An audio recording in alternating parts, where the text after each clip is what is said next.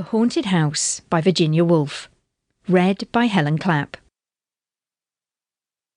Whatever hour you woke, there was a door shutting. From room to room they went, hand in hand, lifting here, opening there, making sure. A ghostly couple. "Here we left it," she said, and he added, "Oh, but here too. It's upstairs," she murmured, "and in the garden," he whispered. "Quietly," they said, "or we shall wake them." But it wasn't that you woke us, oh no. They're looking for it, they're drawing the curtain, one might say, and so read on a page or two. Now they've found it, one would be certain, stopping the pencil on the margin. And then, tired of reading, one might rise and see for oneself. The house all empty, the doors standing open, only the wood pigeons bubbling with content and the hum of the threshing machine sounding from the farm. What did I come in here for? What did I want to find? My hands were empty. Perhaps it's upstairs then. The apples were in the loft, and so down again, the garden still as ever. Only the book had slipped into the grass. But they had found it in the drawing room. Not that one could ever see them. The window panes reflected apples, reflected roses. All the leaves were green in the glass. If they moved in the drawing room, the apple only turned its yellow side. Yet, the moment after, if the door was opened, spread about the floor, hung upon the walls, pendant from the ceiling... What? My hands were empty. The shadow of a thrush crossed the carpet. From the deepest wells of silence the wood pigeon drew its bubble of sound. Safe, safe, safe. The pulse of the house beat softly. The treasure buried. The room...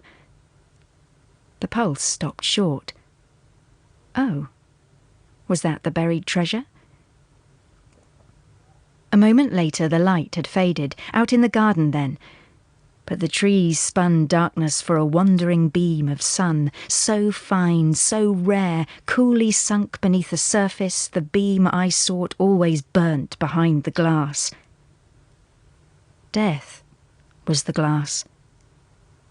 Death was between us, coming to the woman first hundreds of years ago, leaving the house, sealing all the windows, the rooms were darkened.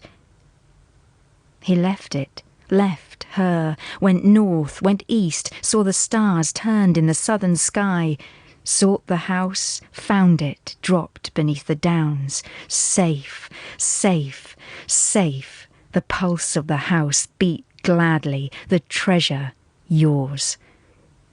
The wind roars up the avenue, trees stoop and bend this way and that, moonbeams splash and spill wildly in the rain. But the beam of the lamp falls straight from the window. The candle burns stiff and still. Wandering through the house, opening the windows, whispering not to wake us, the ghostly couple seek their joy. "Here we slept," she says, and he adds, kisses without number. Waking in the morning, silver between the trees, upstairs, in the garden, when the summer came, in winter, snow time. The doors go shutting far in the distance, gently knocking, like the pulse of a heart. Nearer they come, cease at the doorway. The wind falls, the rain slides silver down the glass, our eyes darken. We hear no steps beside us. We see no lady spread her ghostly cloak. His hands shield the lantern. Look, he breathes, sound asleep. Love upon their lips. Stooping, holding their silver lamp above us, long they look, and deeply, long they pause. The wind drives straightly, the flame stoops slightly. Wild beams of moonlight cross both floor and wall, and meeting stain the faces bent, the faces pondering, the faces that search the sleepers and seek their hidden joy. Safe, safe, safe, the heart of the house beats proudly. Long years, he sighs, again you found me. Here, she murmurs, sleeping in the garden, reading, laughing, rolling apples in the loft. Here we left our treasure.